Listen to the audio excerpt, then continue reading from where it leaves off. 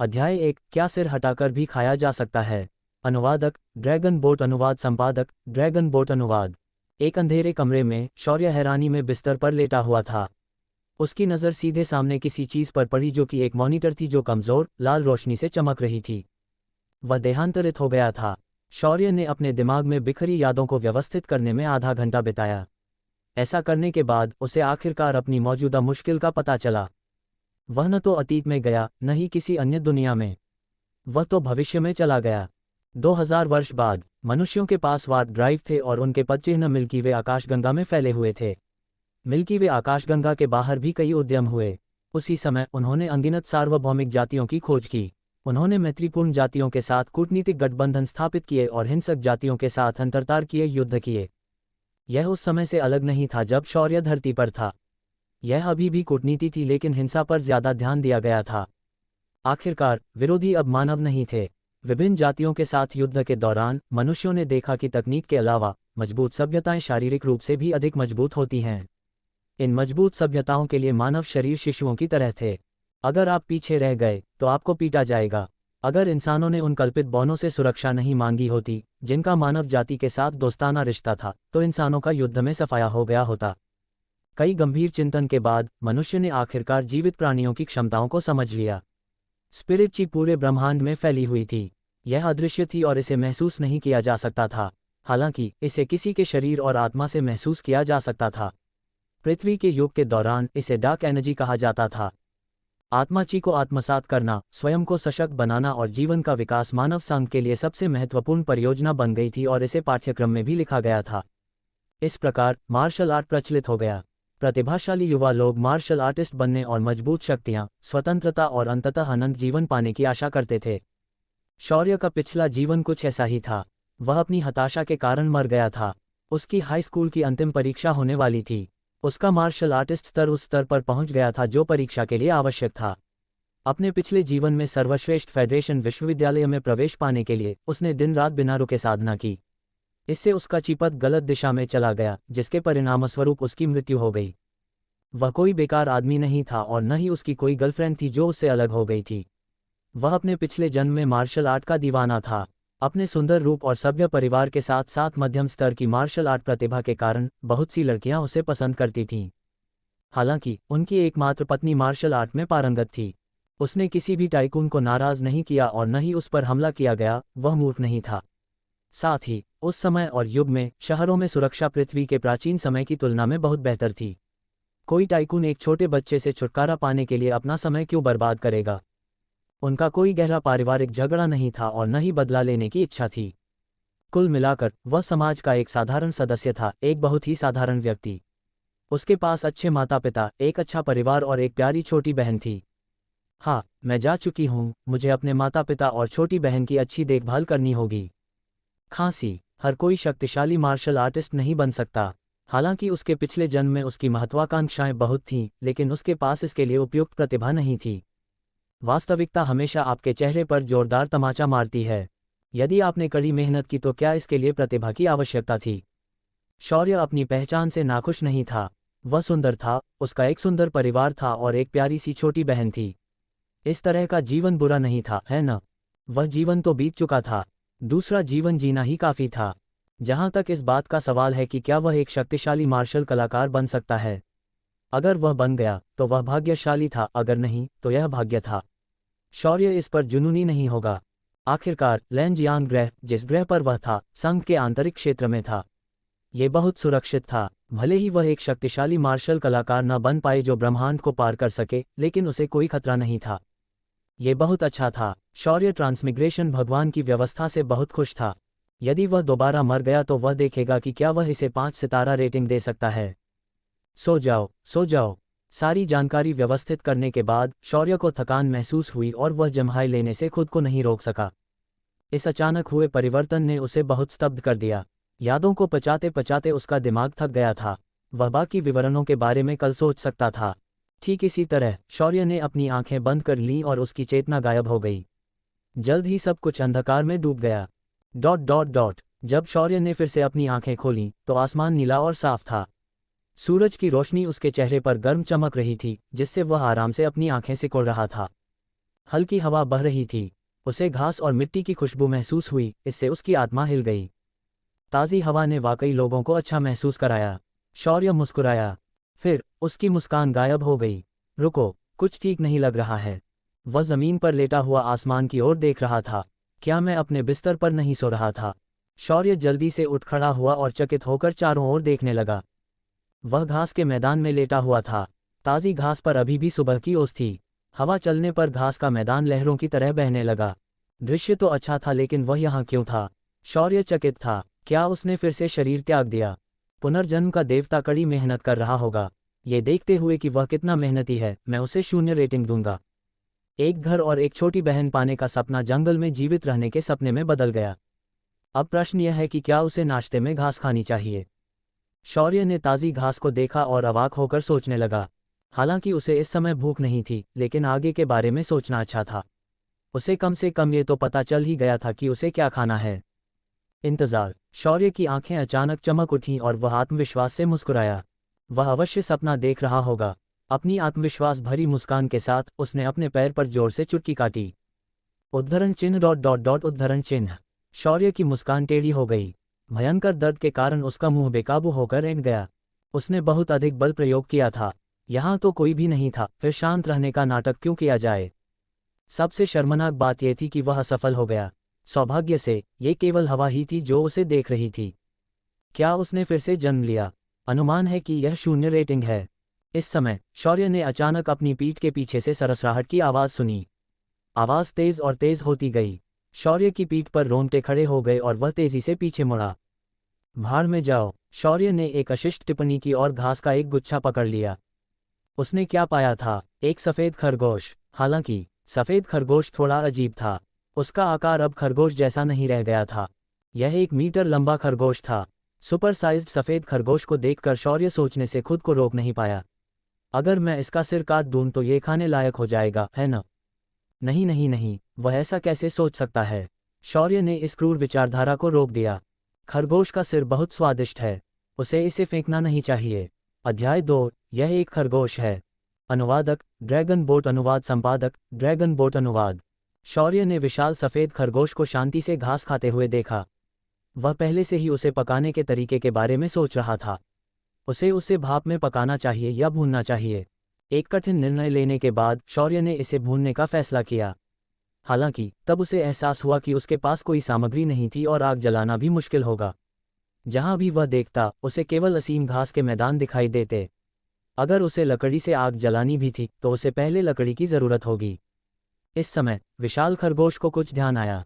अचानक उसके लंबे कान सतर्कता से ऊपर उठे और उसने चारों ओर देखा। उसकी आंखें रक्त लाल थीं और यद्यपि वह ऊपर देख रहा था, फिर भी वह अपने मुंह से चबाता रहा। इंसान और खरगोश एक दूसरे को बहुत देर तक घूरते रहे। उन्हें एक दूसरे की आंखों में कुछ समानताएं नजर आईं। वे दोनों ही पाक कला के शौकीन थे, लेकिन शौर्य को लगा कि खरगोश की इच्छाएं घास के प्रति थीं, न कि उसके प्रति। हालांकि जब उसने प्यारा सा मुंह खुला हुआ देखा और चमकते सफ़ेद दांतों की पंक्तियां देखीं, तो शौर्य को एहसास हुआ कि वह गलत था। ये निश्चित रूप से कोई सामान्य खरगोश नहीं था। ये खरगोश तो बहुत प्यारा है, फिर इसके दांत इतने तीखे कैसे हैं? जब शौर्य को सफ़ेद खरगोश की नापाक मंशा का एहसास हुआ, तो वह अवचेतन रूप से एक कदम पीछे हट गया। वह एक शांतिप्रिय धरती माता से आया था। हालांकि उसे खाना पसंद था, लेकिन उसने कभी मुर्गी भी नहीं मारी। जब उसने विशाल सफ़ेद खरगोश से भयंकर ची आती हुई महसूस की, तो वह थोड़ा अनिश्चित हो गया। इस शरीर के पिछले मालिक के लिए शौर्य को अपनी यादों से पता था कि मार्शल आर्ट के लिए उसकी प्रतिभा बहुत अच्छी नहीं थी। बुनियादी मुट्ठी कला, आंदोलन तकनीक और तलवार कला बस संतोषजनक थी। उसके पास कोई वास्तविक युद्ध का अनुभव भी नहीं था। शौर्य ने अपनी मुट्ठियां कस लीं और उस विशाल खरगोश को क्रूरता से घूरने लगा। अगर तुम्हारा सामना किसी बाघ से हो जाए तो तुम्हें घबराना नहीं चाहिए। अगर तुम उसे घूरते हो तो कम से कम तुम सम्मान के साथ मर तो सकते हो। शौर्य ने पहले कभी बाघ का सामना नहीं किया था, लेकिन यह विशाल खरगोश पृथ्वी पर पाए जाने वाले सामान्य भेड़ियों के आकार के बराबर था। इसे एक भयंकर जानवर माना जा सकता है ना? आदमी और खरगोश एक दूसरे को घूर रहे थे। विशाल खरगोश की ची भयंकर थी, लेकिन वह बहुत सावधान था और उसने तुरंत हमला नहीं किया। इस बीच शौर्य के माथे से पसीना बह रहा था। वह अपने दिमाग में बुनियादी हरकत तकनीकों को बार बार दोहरा रहा था। उसे लगा कि जितना हो सके उतनी तेजी से भागना ही सही तरीका है। खरगोश की लाल लाल आंखों से घूरने से शौर्य को बहुत ज्यादा मानसिक दबाव महसूस हुआ। जल्द ही उसके माथे पर और भी ज्यादा पसीना आ गया। उसका मुंह सूख गया और वह लार को निगलने से खुद को नहीं रोक सका। इस समय विशाल खरगोश के शक्तिशाली पैर जमीन पर उछले, जिससे हल्की सी आवाज आई। घास और मिट्टी के पत्तों का मिश्रण आसमान में उछला और विशालकाय खरगोश एक सफेद किरण में बदल गया और तेजी से शौर्य के पास पहुंच गया। कुछ ही सेकंड में उनके बीच का अंतर दसियों मीटर कम हो गया। विशालकाय खरगोश शौर्य के करीब आ गया। उसके मूल रूप से नर्म और प्यारे पंजे एक घातक दरांती में बदल गए और ठंडी चमक के साथ शौर्य की छाती पर वार करने लगे। शौर्य ने अपने होठों को काटा और खुद को क्रूर ची के आवेश में होश में रहने के लिए मजबूर किया। उसने अनजाने में अपना दाहिना पैर जमीन पर पटका, अपनी कमर मोड़ी और बाईं ओर झुक गया। चीख हल्की सी दरार पड़ गई और चमकते हुए पंजे शौर्य के पजामे को कागज की तरह चीरते हुए उसके सीने पर एक हल्का निशान छोड़ गए। गुरुत्वाकर्षण के कारण घाव से खून रिसकर नीचे की ओर टपकने लगा। इससे पहले कि शौर्य कुछ कह पाता, विशालकाय खरगोश जमीन पर उतरा, मुड़ा, फिर उछला और एक सफेद किरण में बदल गया। लानत है! दर्द और अपमान से शौर्य की आंखें ठंडी हो गईं। मैं एक खरगोश से कैसे परेशान हो सकता हूँ? ये बस थोड़ा बड़ा है, इसके कुछ अच्छे दांत और कुछ तीखे पंजे हैं। एक शब्द, हमला। शौर्य का पिछला शरीर स्वामी कोई विलक्षण व्यक्ति नहीं था, लेकिन कम से कम वह मार्शल आर्ट का अभ्यास करता था। मार्शल आर्ट को शरीर के शोधन के 9 स्तरों में विभाजित किया गया था। व्यक्ति क्रूर जानवरों का मांस खाता था और ऊर्जा को परिष्कृत करने के लिए ची का उपयोग करता था और इसे अपने पूरे शरीर में फैलाता था, जिसे त्वचा, टेंडन, अस्थि मज्जा, अंत 12 कोर मेरिडियन के साथ साथ रेन और डू मेरिडियन भी कहा जाता है। ये सब इसलिए था ताकि व्यक्ति भविष्य में साधना के लिए स्पिरिट ची का उपयोग कर सके। शौर्य कोई विलक्षण प्रतिभा तो नहीं था, लेकिन वह औसत से ऊपर था। उसके परिवार में भी कभी क्रूर जानवरों के मांस की कमी नहीं रही, इसलिए उसके पास चौथे स्तर के मार्शल कलाकार की शक्ति थी। उसने उस अवस्था में अपने शरीर की हड्डियों को परिष्कृत करना शुरू कर दिया था। जब वह घबराया हुआ था और विशाल खरगोश के तेज हमले का सामना कर रहा था, तो वह मुश्किल से उसे चकमा दे पा रहा था। अगर वह शांत हो जाता तो शायद वह विजयी होकर बाहर आ सकता था और उसे खा सकता था। जब विशाल खरगोश ने उस पर फिर से हमला किया तो शौर्य पूरी तरह से शांत हो चुका था। उसकी आंखें ठंडी हो गईं, उसने अपने पैर हिलाए और थोड़ा सा किनारे की ओर कदम बढ़ाया। उसने एक और हमले को चकमा दिया। इस बार जो बात अलग थी वह ये थी कि जिस क्षण वह चकमा दे रहा था, उसी क्षण उसने अपने दाहिने हाथ को मुट्ठी में भींच लिया और अपनी कमर को मोड़कर शक्ति का संचार किया। उसका मुक्का विशाल खरगोश के बगल में लगा। धप! विशालकाय खरगोश को झटका लगा और वह उड़कर 5 मीटर दूर जा गिरा। शौर्य ने व्यंग्य किया, हम खरगोश तो खरगोश ही होते हैं। चाहे वे कितने भी बड़े हो जाएं, वे कमजोर और दयनीय ही रहते हैं। क्या? वह भी आधा वाक्य ही बोल पाया था कि वह हैरानी से अपनी आंखें खोलकर खुद को रोक नहीं पाया। खरगोश फिर से उल्टा होकर उस पर हमला करने लगा। शौर्य ने उस मूके को बिल्कुल भी नहीं रोका। अगर वह किसी चट्टान पर भी वार करता तो वह उसे तोड़ने के लिए काफी होता। क्या ये खरगोश लोहे से बना था? विशाल खरगोश को बार बार हमला करते देख शौर्य का मुंह हिट गया। उसकी आंखें ठंडी हो गईं। उसने सोचा, अगर एक मुक्का काम नहीं करेगा तो 10 मुक्के, 100 मुक्के, 1000 मुक्के। आज मैं तुम्हारे खरगोश के सिर पर मुक्का मारूंगा। इस प्रकार शौर्य अपने पैरों के साथ उछला और बाहर गोली मार दी। आदमी और खरगोश एक दूसरे से लिपटे रहे। एक मुक्का, एक पंजा। एक नौसिखिया मार्शल आर्टिस्ट था, दूसरा विशालकाय खरगोश। ऐसा लग रहा था जैसे मुर्गियां एक दूसरे को चोंच मार रही हों। 100 से ज्यादा बार मुक्का मारने के बाद शौर्य की मुट्ठी विशालकाय खरगोश के सिर पर पड़ी। एक जोरदार धमाका हुआ और विशालकाय खरगोश धीरे से जमीन पर गिर पड़ा। उसका दिमाग टुकड़े टुकड़े हो गया था और वह मर गया। शौर्य अंततः विजयी हुआ। हालांकि उसके शरीर पर निशान थे और थोड़ा खून भी बह गया था, लेकिन जानलेवा कुछ नहीं था। फिर भी उसके घूंसे विशालकाय खरगोश के सिर पर बार बार लगे, जिससे अंततः उसकी मौत हो गई। शौर्य के हाथ उसके घुटनों पर गिर गए और वह लगातार हाँफने लगा। उसने विशालकाय खरगोश के शरीर को देखा और सोचा कि खरगोश की रक्षा बहुत मजबूत थी। उसे मारने के लिए उसे 100 से ज्यादा घूंसे लगे। इस समय खरगोश का शरीर अचानक धूल में बदल गया और पीछे केवल 2 चेरी के आकार के लाल गोले रह गए। इन गोलों से एक हल्की चमक निकल रही थी, जिससे वे राख से बाहर निकल रहे थे। शौर्य ने दोनों गोले को देखा और अपनी आंखें झपकाईं। क्या इस दुनिया में राक्षसों को मारने से लूट मिलती है? वह ऊपर गया और अपने हाथ से प्रकाश के गोले पकड़ लिए। वे भारहीन थे लेकिन हाथ पर गर्माहट का एहसास करा रहे थे। अध्याय 3, पागलों की तरह खून बहना। अनुवादक ड्रैगन बोट अनुवाद संपादक ड्रैगन बोट अनुवाद। इससे पहले कि शौर्य उन दोनों गोलाकार वस्तुओं को ठीक से देख पाता, वे अचानक उसकी आंखों के सामने से गायब हो गईं। शौर्य ने पलकें झपकाईं और चकित महसूस किया। क्या आजकल सब कुछ चल सकता है? खजाने की तरह दिखने वाले वे गोले ऐसे ही गायब हो गए। शौर्य के जिगर को चोट लगी। इससे भी बुरी बात यह थी कि इस समय एक काला और एक सफ़ेद खरगोश, दोनों का आकार लगभग उसी के बराबर था जिसे उसने अभी अभी मारा था, उसके सामने घास पर दिखाई दिए। वे तेजी से उसकी ओर भाग रहे थे और पागलों की तरह दौड़ रहे थे। ऐसा लग रहा था कि उसके पीछे से घास की सरसराहट की आवाज़ भी आ रही थी। शौर्य का चेहरा जम गया जब उसने पीछे देखा। उसी आकार के दो और खरगोश, इस बार दोनों भूरे रंग के, उसकी ओर आ रहे थे। 4 खरगोश। जैसे जैसे वे पास आ रहे थे, उनकी लाल आंखें क्रूरता से चमक रही थीं। शौर्य बिना किसी हिचकिचाहट के दाईं ओर मुड़ा और भाग गया। उन विशाल खरगोशों में से सिर्फ एक ने उसे लगभग आसमान में उछाल दिया था।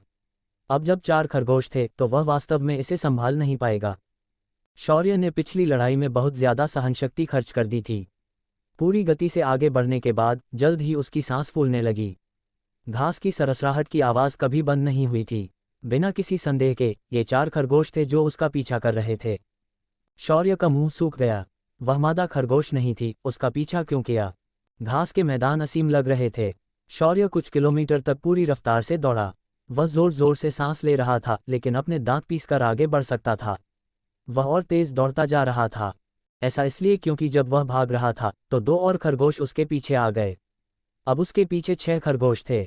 अगर वह रुकने की हिम्मत करता तो उसे टुकड़े टुकड़े कर दिया जाता। शौर्य अन्य चीज़ों के बारे में सोच नहीं पा रहा था। उसकी छाती में बहुत दर्द हो रहा था, उसका गला सूख गया था और दर्द हो रहा था, और उसके पैर सुन्न हो गए थे जैसे कि वे उसके नहीं थे। वह अब केवल अवचेतन रूप से आगे की ओर भाग रहा था। उसके पीछे और भी खरगोश इकट्ठे हो गए। वे शौर्य के पीछे एक समान रूप से पंक्तिबद्ध हो गए जैसे कि बच्चे दौड़ रहे हों। बेशक काश ये बच्चे अपना मुंह इतना बड़ा न खोलते। जब शौर्य की चेतना धुंधली हो रही थी तभी उसके पीछे खड़े खरगोशों ने अचानक अपने कान ऊपर उठाए और उनके शरीर एकदम से जम गए। कुछ ही क्षणों बाद वे सब अलग अलग हो गए और झाड़ियों में भाग गए। शौर्य ने बिना देखे ही यह बात सुन ली और बड़ी मुश्किल से मुड़कर एक नज़र डाली।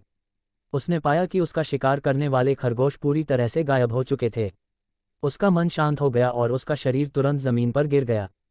थोड़ी देर आराम करने के बाद वह धीरे धीरे उठकर बैठ गया। जब कोई इंसान घास के मैदानों में आता था तो खरगोश उसके साथ दुर्व्यवहार करते थे। हे भगवान, वह लगभग मर ही गया था। उसे यह संघर्ष याद रहेगा।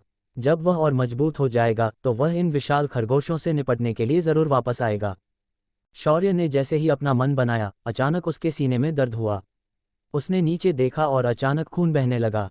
फिर उसकी दृष्टि अंधकार में डूब गई।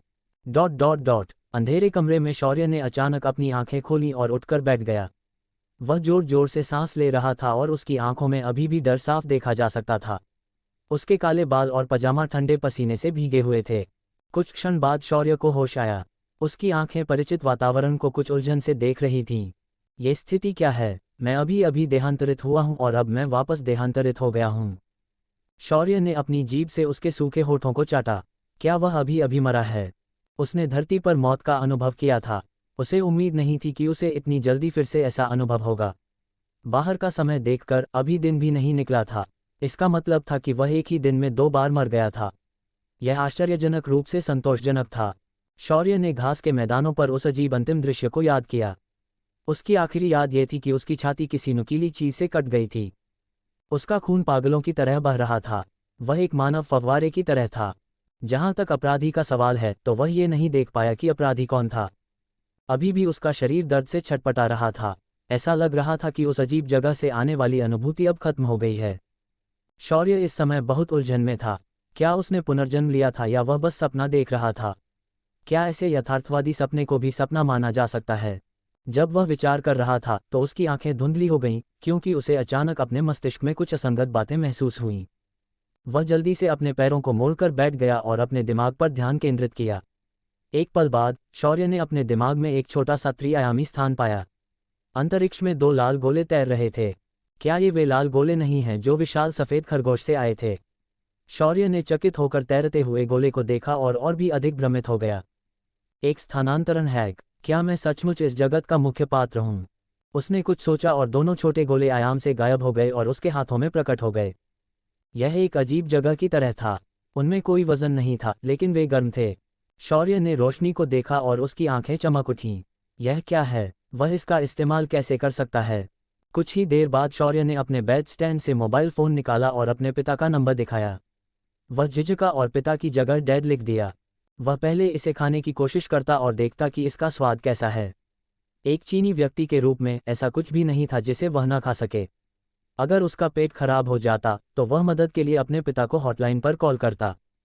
फिर उसने अपने दांत पीसकर लाल गोला अपने मुंह में डाल लिया। हल्की लाल रोशनी एक गर्म प्रवाह में बदल गई जो उसके शरीर में समा गई। यह ऐसा था जैसे लपटें उसके शरीर को जला रही हों। शौर्य की त्वचा लाल हो गई। शौर्य ने जल्दी से बुनियादी शरीर शोधन साधना पद्धति का उपयोग किया क्योंकि उसने अपने शरीर को परिष्कृत करने के लिए शक्तिशाली ऊर्जा का मार्गदर्शन किया। मार्शल आर्टिस्ट के पहले 3 स्तर त्वचा शोधन, मांसपेशी शोधन और कंडरा शोधन थे। शौर्य ने पहले ही ये सब कर लिया था, लेकिन यह ऊर्जा साधना पद्धति के मार्गदर्शन के अनुसार नहीं चली और उसकी हड्डियों को उस तरह से परिष्कृत नहीं कर पाई जैसा वह चाहता था। इसके बजाय ये त्वचा पर एकत्रित हुई और फिर से उसकी त्वचा को परिष्कृत किया। शौर्य चकित हो गया और फिर उसे एहसास हुआ कि यह ऊर्जा स्वाभाविक रूप से खामियों को पोषण दे रही थी। शौर्य की मूल त्वचा परिशोधन पूरी नहीं हुई थी, इसलिए उसने इस ऊर्जा का अनुसरण करना शुरू कर दिया और एक बार फिर अपनी त्वचा को निखारा। मृत त्वचा पीछे हट गई और उसकी त्वचा कस गई। कोशिकाएं नवीनीकृत हो गईं और उसकी त्वचा जीवंत हो गई, यहाँ तक कि उसमें से हल्की चमक भी निकल रही थी। ये पूरी तरह से त्वचा के निखार जैसा दिखता था। 1 घंटे बाद शौर्य ने अपनी आंखें खोलीं। उसके चेहरे पर उत्साह के भाव थे। उसने दूसरा लाल गोला निकाला और बिना किसी हिचकिचाहट के उसे खा लिया। त्वचा का शोधन जारी रहा। ... सूरज उगाया और एक हल्की लाल चमक बिखेरने लगा। आसमान में सूरज धरती के सूरज से अलग था। इस सौरमंडल का तारा बड़ा था। लैनजियांग भी तारे के करीब था, इसलिए तारा धरती से कहीं ज्यादा बड़ा लग रहा था। खुश पक्षियों की चहचहाहट की आवाज़ के साथ सूरज की रोशनी के साथ एक हल्की हवा शौर्य के कमरे में प्रवेश कर गई। शौर्य ने अपनी आंखें खोलीं जो उत्साह से चमक उठीं। उन 2 छोटे गोलाकारों ने उसे अपनी त्वचा को फिर से निखारने की अनुमति दी। हालांकि यह केवल आधा ही पूरा हुआ था, लेकिन उसकी वर्तमान शक्ति निश्चित रूप से कल की तुलना में कहीं अधिक थी। अगर उसे किसी दूसरे विशाल खरगोश का सामना करना पड़ा तो वह उसे आसानी से मार सकेगा। विशाल खरगोश के बारे में सोचते हुए उसने प्रकाश के गोले के बारे में सोचा। क्या अफसोस है, क्या उसे उस जगह में प्रवेश करने का एक और मौका मिलेगा। अध्याय 4। ये व्यक्ति कटने पर निश्चित रूप से काला है। अनुवादक ड्रैगन बोट अनुवाद संपादक ड्रैगन बोट अनुवाद। उस समय शौर्य को कुछ अजीब सी गंध आई। उसने नीचे देखा और उसे लगा कि उसकी त्वचा से काली गंदगी रिस रही है और सड़ांध वाली गंध आ रही है। उसका मुंह हेंट गया। ये प्रसिद्ध अस्थि शुद्धिकरण वास्तविक था। अच्छा नहीं, इसकी बदबू इतनी बुरी थी कि उसे उल्टी आने लगी। वह जल्दी से उठा, कमरे से बाहर निकला, बाथरूम की ओर भागा और नहाने लगा। जब गर्म पानी की धार उसके सिर पर बह रही थी, शौर्य ने आराम से सांस ली। एक ही रात में 2 बार पुनर्जन्म लेना उसके लिए बहुत बड़ी बात थी।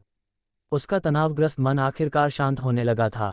नहाने के बाद शौर्य ने शीशे में देखते हुए खुद को सुखाना शुरू किया। गंदगी हटाने के बाद उसकी त्वचा गोरी और चिकनी हो गई थी। शायद यह उसकी बहन की त्वचा से बेहतर थी। क्या उसे ये देखकर जलन होगी? ये सोचकर शौर्य मुस्कुराया। अचानक बाथरूम का दरवाज़ा खुला और एक व्यक्ति अंदर घुस आया। शौर्य ने सहजता से चारों ओर देखा। लंबे काले बाल जो कमर तक पहुंचते थे, एक सुंदर सफ़ेद चेहरा, लंबी घुंघराले आंखें और चेरी होंठ, एक लंबा शरीर, एक पतली कमर, बड़े नितंब, बड़ी छाती और लंबी टांगें। वह एक एनीमे लड़की लग रही थी। वह उसकी बहन लूली थी। इस समय उसकी आंखें अभी भी आधी बंद थीं और उसके बाल अभी अभी जागने की वजह से थोड़े अस्त व्यस्त थे। हालांकि जब उसने पूरी तरह से नग्न शौर्य को देखा तो वह अचानक रुक गई। उसे स्पष्ट रूप से उम्मीद नहीं थी कि शौर्य बाथरूम में होगा और न ही वह शीशे में अपने पूरे नग्न रूप को देखेगा। प्रतिक्रिया करने से पहले उसकी आंखें शौर्य के शरीर को घूर रही थीं। उसका गोरा चेहरा थोड़ा लाल दिखाई दे रहा था जब वह बाथरूम से बाहर भागी और दरवाज़ा बंद कर दिया। लूजे, चलो बाद में फिर से प्रतिस्पर्धा करते हैं। लूली की ठंडी आवाज़ दरवाजे के बाहर से आई जिसमें हत्या के इरादे थे। इससे शौर्य को होश आ गया। उसे स्पष्ट रूप से उम्मीद नहीं थी कि लूली ऐसे समय में बाथरूम में प्रवेश करेगी। वह खुद को धोने के लिए इतनी जल्दी में था कि वह दरवाज़ा बंद करना भूल गया, जिसके कारण ये दृश्य हुआ। हालांकि शौर्य को इसकी परवाह नहीं थी, ये सिर्फ उसकी छोटी बहन थी। लूली सुंदर थी लेकिन वह किसी भी तरह के पागलपन भरे विचार नहीं रखता था। शायद सिर्फ गुफावासी ही ऐसे पागलपन भरे विचार रखते होंगे। केवल प्राचीन काल में ही मनुष्य अपने वंश को आगे बढ़ाने के लिए अनाचार करते थे। तो क्या हुआ अगर उसने देखा? जब वे छोटे थे तो वे साथ में नहाते थे। इसमें चिंता की क्या बात थी? शौर्य से अलग लूली की प्रतिभा उससे कहीं बेहतर थी। वह शौर्य से 1 साल छोटी थी, लेकिन वर्तमान में लेवल 7 की मार्शल आर्टिस्ट थी। उसने पहले ही 6 हाथों को परिष्कृत करना शुरू कर दिया है। शौर्य ने इतनी मेहनत से खेती की, इसका एक कारण ये भी था। छोटी बहन बहुत प्रतिभाशाली थी, इसलिए बड़े भाई पर बहुत दबाव था। नहीं, तुमने मुझे नंगा देखा, मैं ही नुकसान में हूं, मैं तुम्हें क्यों पीटने दूं? शौर्य ने अपना सिर हिलाया। हालांकि अब वह थोड़ा मजबूत हो गया था, फिर भी वह 7वें स्तर के लूली से कमजोर था। तुम, लूली ने जब ये सुना तो वह नाराज हो गई। उसकी छाती तेजी से धड़कने लगी, लेकिन जल्द ही उसकी नज़र भ्रमित हो गई। वह अपने मार्शल आर्ट के दीवाने भाई को अच्छी तरह जानती थी। वह इतनी नाराज़गी वाली बात कैसे कह सकता था? सबसे महत्वपूर्ण बात यह थी कि उसने लूली के युद्ध के अनुरोध को अस्वीकार कर दिया था। ये पूरी तरह से अतार्किक था। हालांकि शौर्य मुसीबत खड़ी करने के लिए बाहर नहीं जाता था, लेकिन उसे हमेशा अपनी छोटी बहन को चुनौती देना पसंद था। हालांकि वह कभी जीत नहीं सकता था, फिर भी उसे इसमें मज़ा आता था। अगर लूली के पास समय होता तो वह धैर्य रखती और साथ देती। लूजे, तुम बदल गए। तुमने वास्तव में युद्ध करने के मेरे अनुरोध को अस्वीकार कर दिया। क्या तुम्हारा दिमाग किसी दिमाग खाने वाले कीड़े ने खा लिया? लूली ने झुंझलाहट के साथ कहा। जब शौर्य ने यह सुना तो उसे पसीना आने लगा। उसका दिमाग तो नहीं डूबा, लेकिन हकीकत इससे भी बदतर थी। उसने अजीब तरीके से अपनी नाक को छुआ और मुस्कुराया। तुम समझ नहीं रहे हो, मैं अपनी मानसिक स्थिति को विकसित कर रहा हूं, पानी की तरह शांति। शायद मैं जल्द ही तुमसे आगे निकल जाऊंगा। लूली को झटका लगा और उसने अपना होंठ ऊपर उठाया। उसका स्वर खतरनाक हो गया। तुम कह रहे हो कि मैं तुमसे हार जाऊंगी? तुम्हें मेरी बात पर यकीन नहीं है? बस तुम देखो, मैं तुम्हें ये तुम्हारे भले के लिए बता रहा हूं। जब कोई जवान हो तो उसे नीची नज़र से मत देखो, शौर्य ने गर्व से कहा। जब वह छोटा था तो वह 100 वाक्यों में से जो कहना चाहता था, ये चौथा वाक्य था। अब उसे आखिरकार यह कहने का मौका मिला। फिर उसने चौंकते हुए तीसरा वाक्य भी कहा, यह बच्चा बहुत डरावना है। आज वह किसी भी तरह से लड़ने के लिए राजी नहीं होता। भले ही उस पर हमला हो जाए, भले ही उसे ब्रह्मांडीय जानवर खा जाएं, फिर भी वह राजी नहीं होता। अगर वह राजी होता तो वह कुत्ता बन जाता। शौर्य ने खुशी से अपना शरीर पोंछा और तौलिया और पजामा वॉशिंग मशीन में फेंक दिया। इस समय शौर्य का चेहरा काला पड़ गया। उसे एक गंभीर समस्या का पता चला। उसने कपड़े बदलने के लिए कपड़े नहीं लाए थे। अब तो उसके पास कोई रास्ता भी नहीं बचा था। उसने अजीब तरह से लूली को देखा जो दरवाजे पर उसके जाने का इंतजार कर रही थी। उसने मुस्कुराते हुए कहा, खांसी, ओम, ली, मेरी मदद करो। हाँ। जब लूली डांटने ही वाली थी तभी उसने शौर्य की विनती भरी आवाज़ सुनी। उसकी आंखें चमक उठीं और उसने प्यारी सी मुस्कान दिखाते हुए धीरे से पूछा, भाई तुम क्या चाहते हो कि ली तुम्हारी मदद करे? लूली की कोमल आवाज़ सुनकर शौर्य की आंखें चमक उठीं। वह भावुक हो गया। उसकी बहन वाकई समझदार थी। उसने जल्दी से कहा, मैं कपड़े लाना भूल गया। क्या तुम मेरे कमरे में जाकर मेरे लिए कुछ ला सकती हो? ठीक है, बस 1 मिनट रुको भाई, लूली ने धीरे से उत्तर दिया। फिर वह शौर्य के कमरे में गई और कपड़ों का एक सेट निकाला। उसने अंडरवियर के बारे में सोचा लेकिन बहुत शर्मिंदा थी। बाथरूम में लौटते हुए लूली मुस्कुराए, भाई आपके कपड़े यहाँ हैं। जब शौर्य ने यह सुना तो उसकी आंखें चमक उठीं। उसने दरवाज़ा थोड़ा खोला और अपने हाथ आगे बढ़ाए। ली, कपड़े मुझे दे दो। शुक्रिया। लूली वास्तव में सबसे अच्छा और सबसे अधिक देखभाल करने वाला था। जब शौर्य को यह महसूस हुआ कि वह छू गया है तो लूली की धीमी आवाज़ सुनाई दी, भाई अगर आप कपड़े चाहते हैं तो आपको ली से एक वादा करना होगा। लूजे, उसे बुरा लग रहा था लेकिन उसके पास कोई विकल्प नहीं था, इसलिए उसने पूछा, ली यह क्या है? बेशक। लूली का चेहरा और भी नर्म हो गया। ली के साथ लड़ने के लिए सहमत हो जाओ। शौर्य का मुंह हैंग गया। कृपया मुझे उसके बारे में अपनी सकारात्मक राय वापस लेने की अनुमति दें। ये व्यक्ति निश्चित रूप से खुला होने पर काला है। अध्याय 5। ये व्यक्ति निश्चित रूप से एक राक्षस है। अनुवादक, ड्रैगन बोट अनुवाद संपादक, ड्रैगन बोट अनुवाद। जब शौर्य ने यह सुना तो उसके चेहरे के भाव बदल गए। लूली मुस्कुराया लेकिन उसने उसे जल्दी नहीं किया। माहौल तनावपूर्ण हो गया। आखिरकार शौर्य ने आह भरी। वह इतना बेशर्म नहीं था। अगर वह होता तो वह नंगा ही बाहर निकल जाता। आखिरी पल में उसकी शर्मिंदगी ने उसे बचा लिया। ठीक है, मैं सहमत हूँ। Woof woof woof. एक अकेला कुत्ता फिर भी कुत्ता ही था, है ना? शौर्य के लिए, जिनके अविवाहित वर्ष उनकी उम्र के बराबर थे, ये बिल्कुल भी मायने नहीं रखता था। उसकी बातें सुनकर लूली ने विजयी मुस्कान बिखेरी, भाई अपने कपड़े ले लो। इस समय लूली की कोमल आवाज़ शौर्य के कानों में एक राक्षस की आवाज़ में बदल गई। ये व्यक्ति निश्चित रूप से एक राक्षस था। शौर्य ने जल्दी से अपने कपड़े पहने और बाथरूम से बाहर निकल गया। लूली को घूरता रहा। लूली मुस्कुराई और अंदर चली गई जबकि शौर्य अपने कमरे में वापस चला गया। उसे अंडरवियर पहनना चाहिए, अगर वह ऐसा नहीं करेगा तो उसे ठंड और असुरक्षित महसूस होगा। जब शौर्य ने कपड़े बदलना समाप्त किया, लूली ने सफाई करना समाप्त कर दिया था। उसकी आंखें धीरे धीरे चमकने लगीं। केवल एक चीज़ जो नहीं बदली थी, वह थी उसके मुंह पर एक हल्की मुस्कान के साथ मुस्कुराहट। यह मुस्कान देखकर शौर्य को अचानक ठंड महसूस हुई। इस दुनिया में कोई गर्मी नहीं थी। लूजे, नीचे आओ। लूली मुस्कुराई और नीचे कूद गई। शौर्य ने आह भरी और केवल उसका अनुसरण कर सका। लू परिवार काफी संपन्न था। शौर्य के पिता लू वेन एक कपड़ों की कंपनी के संस्थापक थे। ये कंपनी लैनजियांग में भी काफी मशहूर थी। शौर्य की मां फू शुया कंपनी की प्रमुख डिजाइनर थीं। कंपनी की स्थापना इन दोनों ने शुरू से ही की थी। इस प्रकार उनके परिवार के पास धन की कोई कमी नहीं थी। इसलिए शौर्य और लूली अपने शरीर को निखारने के लिए क्रूर जानवरों के मांस का इस्तेमाल कर सकते थे। उनका परिवार एक 3 मंजिला हवेली में रहता था जिसमें एक बड़ा बगीचा था।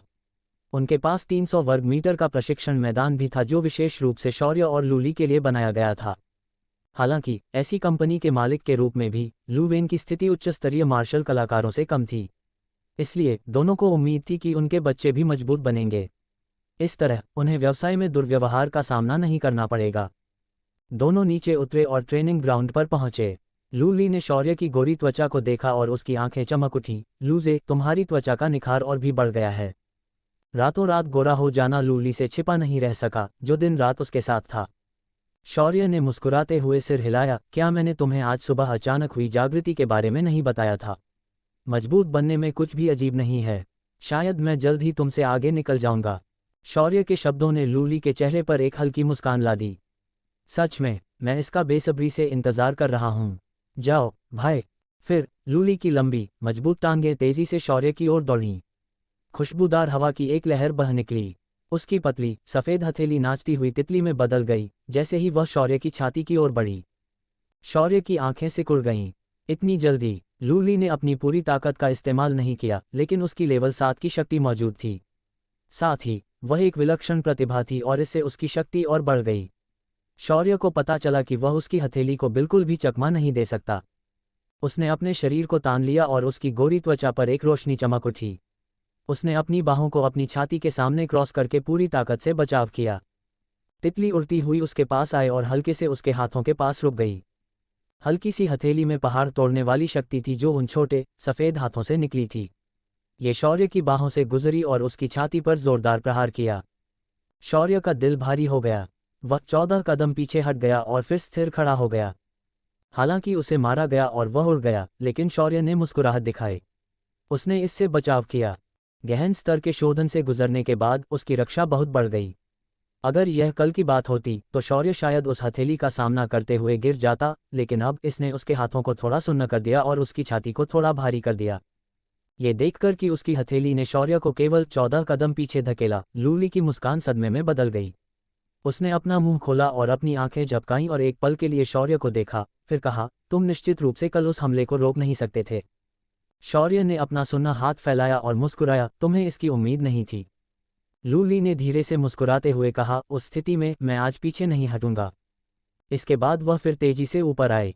चूंकि शौर्य ने सिर्फ बुनियादी मार्शल तकनीक सीखी है, लूली ने सिर्फ बुनियादी हरकत तकनीक और बुनियादी हथेली तकनीक का इस्तेमाल किया। हालांकि लूली की महारत शौर्य से स्पष्ट रूप से ज्यादा थी। वह आसानी से इधर उधर घूमती थी और शायद ही कभी रुकती थी। लूली को उग्रता से हमला करते देख शौर्य का मुंह हेंट गया।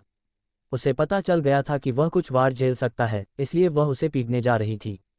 उसकी छोटी बहन का हृदय सचमुच दुष्ट था, लेकिन लूली की बुनियादी हरकत तकनीक को देखते हुए शौर्य ने किसी भी चीज़ के बारे में नहीं सोचा। वह जानता था कि उसमें बहुत सारी कमजोरियां हैं। चाहे वह उसकी साधना का स्तर हो या मार्शल तकनीक, वे सभी बेकार थे। उसे भविष्य में साधना पर और अधिक काम करने की ज़रूरत थी। उसने लूली के हमलों से बचते हुए उसकी हरकतों की तकनीक पर गौर किया। शुरुआत में उसे हर तरफ से चोट लगी, लेकिन आखिरकार वह कुछ हमलों से बच पाया। धीरे धीरे वह और भी हमलों से बच पाया। 10 हथेलियों में से वह मुश्किल से 2 या 3 हथेलियों से बच पाया। इस प्रगति ने लूजी और लूली दोनों को चौंका दिया, क्योंकि लूली लूजी से 3 स्तर अधिक थी। लूली ने मन ही मन बुदबुदाते हुए कहा, क्या यह आदमी मार्शल आर्ट का कोई भूला हुआ प्रतिभाशाली व्यक्ति है? बिल्कुल नहीं, है न? वह पहले बहुत मूर्ख था। शौर्य जोर से चिल्लाया, हा हा हा। मैं एक प्रतिभाशाली व्यक्ति हूँ। दोनों के बीच आधे घंटे तक चली लड़ाई के बाद शौर्य को सैकड़ों हथेलियों से कुचल दिया गया था। उसका पूरा शरीर दर्द कर रहा था और वह मुश्किल से खड़ा हो पा रहा था।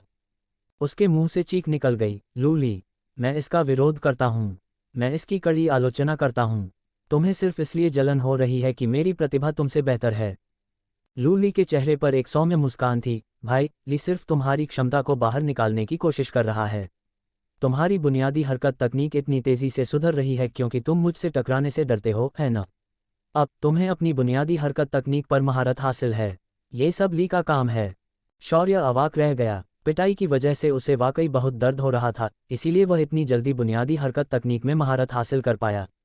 हालांकि उसकी बातें सही थीं, लेकिन शौर्य को लगा कि कुछ गड़बड़ है। लूली की कोमल मुस्कान को देखकर उसे थोड़ी ठंडक महसूस हुई। यहाँ लूली ने एक हल्का नीला सीरम फेंका, इसे पी लो, कोई अस्पष्ट घाव मत छोड़ना। यह एक डीएनए सीरम है। मार्शल आर्टिस्ट स्तर पर, यदि आप अपने 5 विसरा और 6 हाथों को परिष्कृत नहीं करते हैं, तो आपके शरीर की रिकवरी क्षमता उतनी मजबूत नहीं होगी। यदि आप डीएनए सीरम का उपयोग नहीं करते हैं या समय पर चोट का इलाज नहीं करते हैं, तो आप अपने शरीर में कुछ सूक्ष्म घाव छोड़ सकते हैं। शौर्य ने सीरम लिया और एक ही बार में पी गया। ये खट्टा और मीठा था, थोड़ा स्ट्रॉबेरी दूध जैसा। ये काफ़ी अच्छा था। अध्याय 6। आपको यह आश्चर्य कैसा लगा? अनुवादक, ड्रैगन बोट अनुवाद संपादक, ड्रैगन बोट अनुवाद। फिर दोनों ने अपनी नियमित साधना शुरू की। जब वे साधना पूरी कर रहे थे, तब तक 7:30 बज चुके थे। उन्होंने प्रशिक्षण मैदान के शौचालय में स्नान किया और घर लौटने से पहले अपने कपड़े बदले।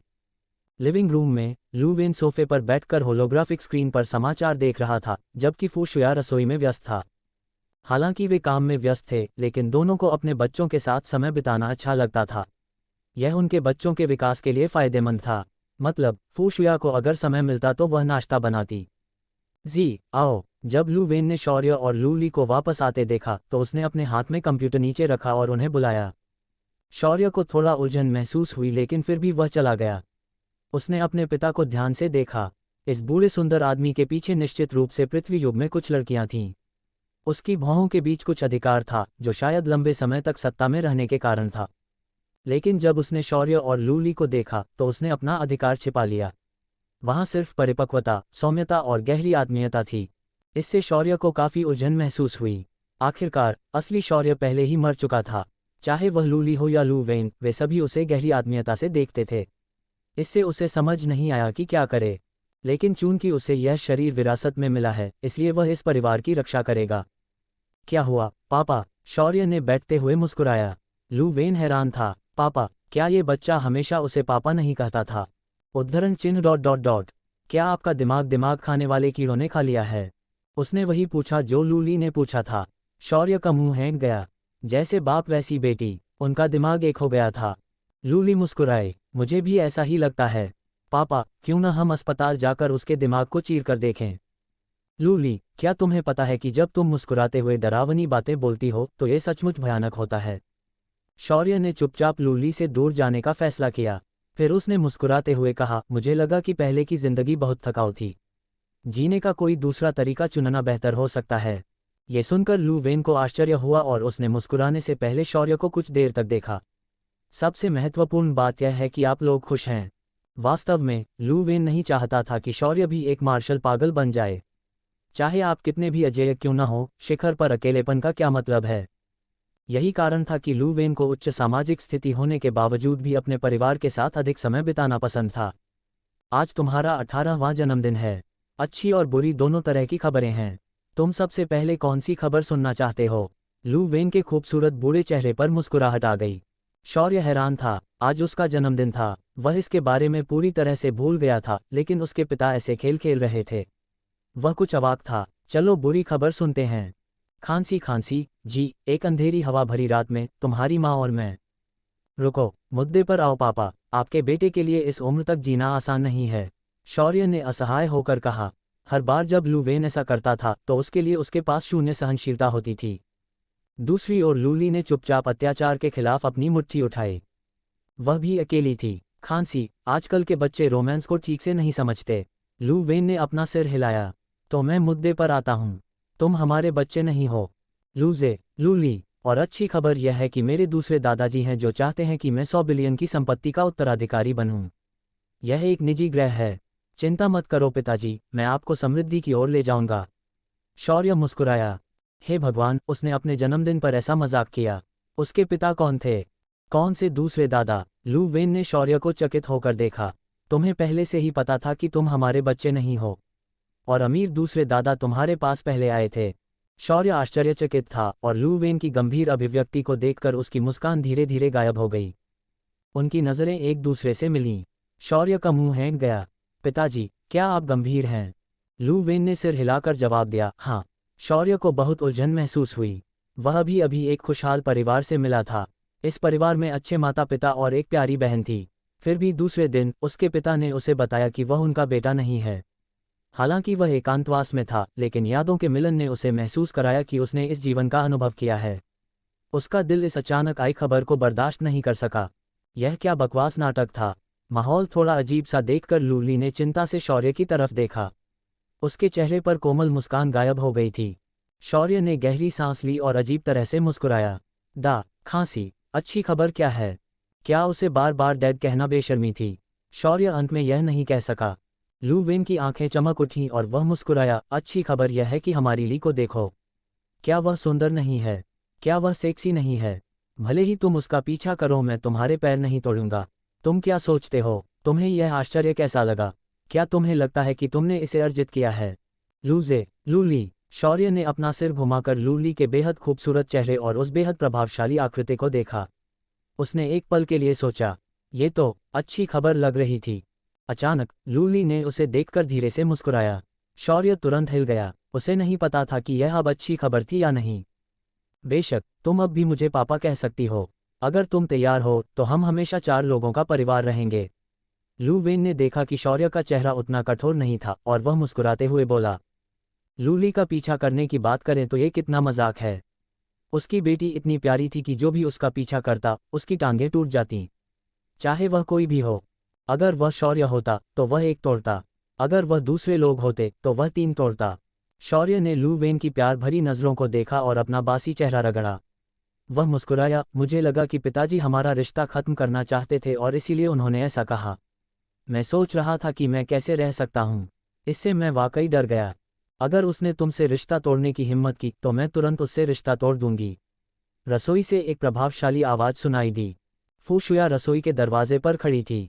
उसने मुस्कुराते हुए शौर्य की तरफ देखा। साफ तौर पर उसने सुना कि अभी क्या कहा गया था। माँ, शौर्य ने मुस्कुराते हुए पुकारा। फू शुया ने भौहें उठाईं और खतरनाक तरीके से शौर्य को देखा। शौर्य थोड़ा सा ठिठक गया और तुरंत प्रशंसा करते हुए बोला, ओह युवा और सुंदर माँ, आपकी सुंदरता सितारों की तरह शानदार है। आपका स्वभाव आकाशगंगा की तरह कोमल और उदार है। इस दुनिया के शब्द आपकी महानता का वर्णन नहीं कर सकते। अध्याय 7, क्या ये लोग खेती नहीं करते? अनुवादक, ड्रैगन बोट अनुवाद संपादक, ड्रैगन बोट अनुवाद। घृणित, मैं तुम्हें नीची नज़र से देखती हूँ, लूली ने अपने होंठ मोड़ते हुए कहा। फू शुया भी शौर्य की तारीफों से शर्मिंदा थी। वह थोड़ा स्तब्ध रह गई और अजीब तरह से शौर्य को देखने लगी। अच्छा बेटा, क्या तुम्हारा दिमाग किसी दिमाग खाने वाले कीड़े ने खा लिया है? लूली नीचे देख रही थी और उसके कंधे कांप रहे थे। शौर्य का मुंह हैंग गया। वह असहाय होकर मुस्कुराया। तीसरी बार उन तीनों ने एक ही बात कही।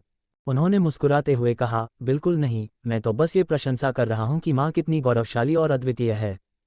फू शुया को ये बात बहुत पसंद आई और उसने खुशी से सिर हिलाया। अच्छा बेटा, अगर तुम ली को पा सको तो मैं असहमत नहीं होऊंगा। इस तरह 4 लोगों का ये परिवार सम्मिलित हो जाएगा। शौर्य को अपनी तरफ से एक तीखी नज़र महसूस हुई और उसका मुंह हैंग गया। वह सिर्फ अजीब तरह से मुस्कुरा सकता था। वह इस दुष्ट हृदय वाली औरत को अब और बर्दाश्त नहीं कर सका। इस समय लू वेन ने आह भरी। हमने तुम्हें शहर के बाहर शिशुई वन में पाया।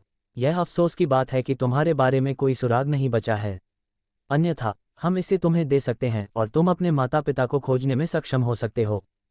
शौर्य ने यह सुना और थोड़ी देर के लिए चुप हो गया और मुस्कुराते हुए कहा, हालांकि मैं आभारी हूं कि उन्होंने मुझे जीवन दिया, लेकिन मेरे पास केवल आप लोग ही माता पिता हैं। पिछले जन्म में उसके माता पिता तलाकशुदा थे और उनका अपना परिवार था। वह खुद को एक अतिरिक्त व्यक्ति मानता था। जब वह बड़ा हुआ तो वह उनसे दूर हो गया। उसने उम्मीद नहीं की थी कि यह पहचान और भी बदतर होगी। उसे जन्म के समय ही त्याग दिया गया था। हालांकि पिताजी और माँ उसके जैविक माता पिता नहीं थे, लेकिन शौर्य ने कभी इतने अच्छे माता पिता नहीं देखे थे। उसके लिए वे उसके जैविक माता पिता थे। लू वेन और फू शुया ने एक दूसरे को उलझन भरी नज़रों से देखा। आखिरकार फू शुया मुस्कुराया, ठीक है, आज तुम्हारा 18वां जन्मदिन है। तुम बड़े होने जा रहे हो। तुम्हें क्या उपहार चाहिए? मैं तुम्हारे लिए इसे तैयार कर दूंगा। लू वेन ने मुस्कुराते हुए कहा, आपके लिए एक खूबसूरत जवान लड़की तैयार करने के बारे में क्या ख्याल है? अया। लू वेन की बात पूरी होने से पहले ही फू शुया ने उसे थप्पड़ मार दिया, जिससे वह सोफे से उठ नहीं सका।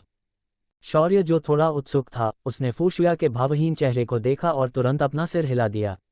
माँ बहुत शक्तिशाली थी। वह उसके साथ खिलवाड़ नहीं कर सकता था। कोई बात नहीं, मैं इसे तुम्हारे लिए तैयार कर दूंगी, फू शुया ने कहा, क्योंकि उसे लगा कि लू वेन अविश्वसनीय था। शौर्य केवल सहमति में सिर हिला सका।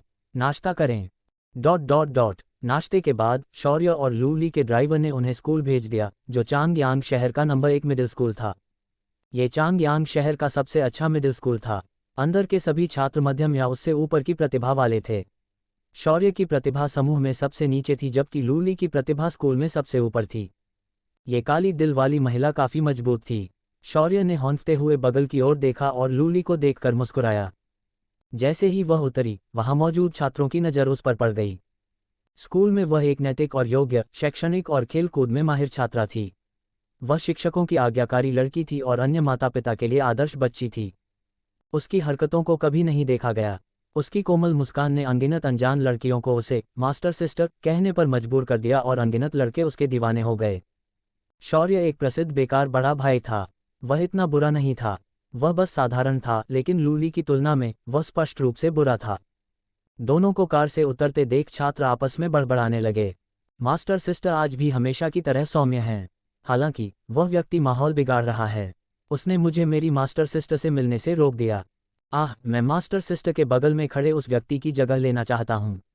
वह व्यक्ति अभी भी जीवित क्यों है? पास खड़े व्यक्ति ए ने उत्सुकता से पूछा, आप क्या कर रहे हैं? पास खड़े बी ने हाथ बंद करके गंभीरता से कहा, मैं उस व्यक्ति को श्राप दे रहा हूं कि वह अपने पूरे जीवन में कभी भी इरेक्शन प्राप्त नहीं कर पाएगा। कोमल देवी के बगल में पुरुषों को नहीं होना चाहिए। दर्शक ए, रुको, ये सही नहीं है।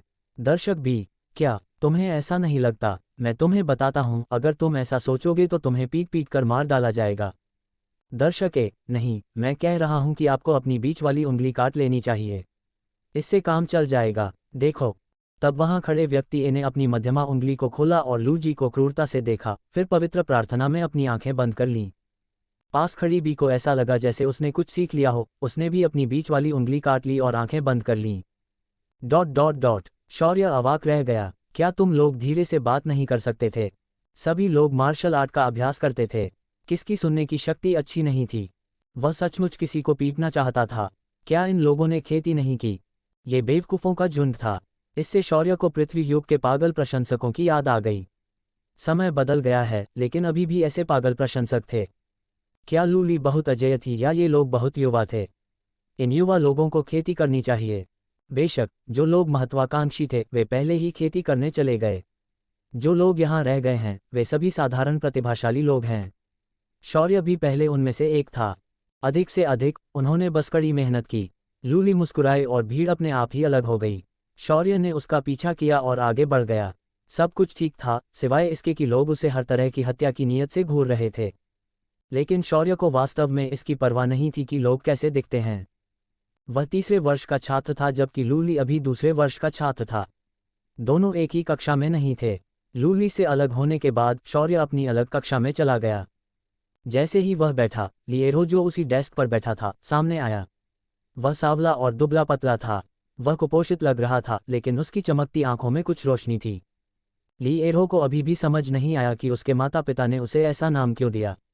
उसने इस बारे में सोचा और एकमात्र संभावना ये थी कि वह अपने माता पिता के दुश्मनों का बेटा था, इसलिए उन्होंने उससे इस तरह बदला लिया।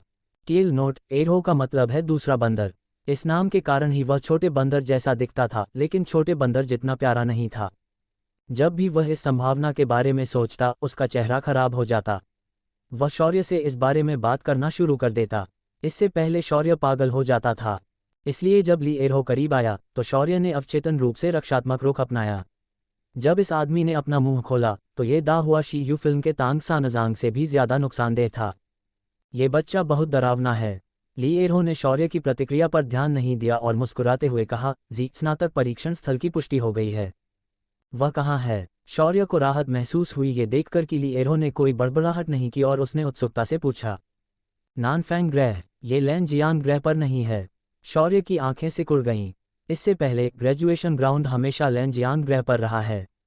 ऐसा कहा जाता है कि इस बार ये लुन्ते प्रणाली के 3 ग्रहों पर सभी मिडिल स्कूलों का एक संयुक्त स्नातक परीक्षण है। यह एक दूसरे से लड़ना और समझना है।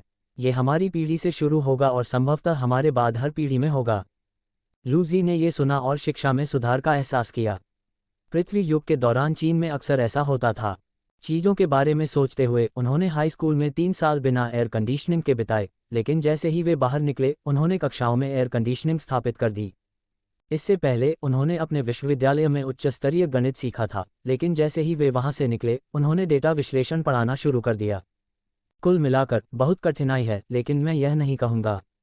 हालांकि लूजी को उम्मीद नहीं थी कि यह इतना बड़ा दृश्य होगा। अध्याय 8, इतना बुरा इरादा। अनुवादक ड्रैगन बोट अनुवाद संपादक ड्रैगन बोट अनुवाद। लैनजियांग ग्रह लुन्ते सौरमंडल में था, जो सौरमंडल से भी बड़ा था। यहाँ के तारे को लुन्ते कहा जाता था। इसके चारों ओर 33 ग्रह चक्कर लगाते थे और उनमें से 4 ग्रह ऐसे थे जिन पर जीवन था। इसमें लैनजियांग, हेईयान, जिंगपिंग शामिल थे जिन पर लोग रहते थे। एक और छोटा ग्रह था जो खूंखार जानवरों से भरा था और वह था नानफैंग। नानफैंग पर कोई विशाल महासागर नहीं था। हालांकि सतह पर खारे और मीठे पानी की झीलें बिखरी हुई थीं। बाकी इलाका जमीन था। ये ग्रह बहुत बड़ा नहीं था और पृथ्वी के आकार का केवल आधा था। इस पर सभी प्रकार के क्रूर जानवर रहते थे। यह एक बहुत ही अच्छा शिकारगाह था। लैनजियांग, हेईयान और जिंगपिंग जैसे कई मार्शल कलाकार जानवरों का शिकार करके बेचने के लिए वहां जाते थे। इस बार सभी मिडिल स्कूल के छात्र इस ग्रह पर अपना ग्रेजुएशन ट्रायल दे रहे थे। स्पष्ट रूप से ये लुन्ते प्रणाली की एक बड़ी घटना थी। आखिरकार जो लोग इस ट्रायल से बाहर निकलते हैं वे मानव जाति की सबसे अच्छी अकादमी फेडरल यूनिवर्सिटी में प्रवेश पा सकते हैं। ये पूरे लुन्ते सिस्टम का सम्मान होगा। हर कोई इस पर नज़र रखेगा। शौर्य के लिए, अगर वह अभी भी उस अजीब घास के मैदान में जाकर शिकार कर सकता है तो वह कड़ी मेहनत करेगा। अन्यथा अपनी प्रतिभा के साथ वह नहा धोकर सो सकता है। हालांकि कल रात मैदान में मरने के बाद वह फिर से अंदर नहीं जा सका, चाहे उसने कितनी भी कोशिश की हो। उसने अपने दिमाग में उस छोटी सी जगह का अध्ययन किया, लेकिन कोई नतीजा नहीं निकला। अंततः उन्हें इसे देहांतरण का एक छोटा सा लाभ समझना पड़ा। जल्द ही उसने कक्षा शुरू कर दी। यदि आप मार्शल आर्ट पर ध्यान केंद्रित करते हैं तो हाई स्कूल में आपकी साहित्यिक कक्षाओं के लिए उच्च आवश्यकताएं नहीं थीं। शौर्य का पिछला जीवन जो एक मार्शल पागल था, उसने मार्शल आर्ट क्लास चुनी। सुबह साक्षरता कक्षा थी और दोपहर को मार्शल आर्ट का अभ्यास था। विशाल प्रशिक्षण मैदान पर सभी तृतीय वर्ष के छात्र मार्शल आर्ट पर ध्यान केंद्रित कर रहे थे। आखिरकार स्नातक होने में बस 1 महीना बाकी था। सभी मार्शल आर्ट साधकों को प्रतिस्पर्धा करना पसंद था। चलो अभ्यास करें। ली एरो उत्सुक थे। जरूर, शौर्य ने मुस्कुराकर सिर हिलाया। उसके मार्शल आर्ट कौशल को युद्ध में सुधार की जरूरत थी। वह कल रात सिर्फ खरगोशों को हरा रहा था और एक बनाम एक मैच में लगभग मर गया था। अगर यह एक खेल था तो वह लेवल 1 पर एक जंगल राक्षस द्वारा लगभग मारा गया था। उसकी मानसिकता ध्वस्त होने वाली थी। दोनों ने अपना पोज सेट किया। ली एरो मुस्कुराया और भाग गया। वह बंदर जैसा दिख रहा था और वह बंदर की तरह फुर्तीला था। उसकी बुनियादी हरकत तकनीक लगभग अनुभवी के स्तर तक पहुंच गई थी। मार्शल आर्ट तकनीक निपुणता को शुरुआती, परिचित, अनुभवी, पूर्णता और पूर्णता में विभाजित किया गया था। अधिकांश छात्रों की आधारभूत गतिविधि तकनीक अभी अभी परिचित तक पहुंची है। लूली से लड़ने से पहले सुबह उनकी गतिविधि तकनीक इसी स्तर की थी। लूली उनसे 1 साल छोटी थी, लेकिन उनकी महारत अनुभवी तक पहुंच गई थी। शायद आत्माओं के विलय के बाद उसकी मानसिक शक्ति बदल गई। शौर्य की मार्शल आर्ट प्रतिभा में बहुत सुधार हुआ, अन्यथा वह पिटाई के बाद अनुभवी महारत हासिल नहीं कर पाता। लगभग अनुभवी महारत बुनियादी आंदोलन तकनीक ली एरो का गौरव था। उन्हें लगा कि यह उनके रूप की भरपाई कर रहा है। आखिरकार आंदोलन तकनीक के मामले में अधिकांश छात्र उनके जितने अच्छे नहीं थे। इसमें शौर्य भी शामिल था। हालांकि शौर्य अब पहले वाला शौर्य नहीं रहा। उसने ली एरो के मुक्के को देखा जो उसकी छाती तक पहुंच गया था। उसने अपनी बाँह हिलाते हुए उसे सहजता से चकमा दिया। उसका मुक्का ली एरो की छाती पर लगा और उसे कुछ कदम पीछे धकेल दिया। ली एरो ने दर्द से अपनी छाती रगड़ी और फिर चौंक कर शौर्य को देखा। अरे लू जे, क्या तुमने कोई गोलियां खा लीं? तुम उससे कैसे बच पाए? ली एरहो का साधना स्तर भी स्तर 4 था। हालांकि इस आंदोलन तकनीक के कारण साधारण स्तर 4 उसे हरा नहीं सकता था। शौर्य मुस्कुराया, मैं कुछ नहीं कर सकता। मेरी एक प्रतिभाशाली बहन है जो साधना में मेरी मदद कर रही है। मेरी प्रगति तेज है। शौर्य ली एरहो को अपनी साधना के स्तर में वृद्धि के बारे में नहीं बताने वाला था। ली एरहो ने यह सुना और उसकी आंखें ईर्ष्या से हरी हो गईं। उसने अपने दांत पीस लिए और अपनी मध्यमा उंगली उठाकर कहा, जानवर, मर जाओ, जल्दी करो और मौके पर ही फट जाओ। शौर्य ने मुस्कुराते हुए पूछा, क्या आप अभी भी जारी रखना चाहते हैं? ली एरहो ने दांत पीसते हुए कहा, जारी रखो। शौर्य की आंखें चमक उठीं और उसने सिर हिलाया। उसे मार तो पड़ी थी और उसकी हरकतें भी बढ़ गई थीं, लेकिन उसकी मुट्ठी की तकनीक में कोई सुधार नहीं हुआ था। आखिरकार वह जवाबी हमला भी नहीं कर सकता था। इस बार वह अपनी मुट्ठी कला का अभ्यास कर सकता था।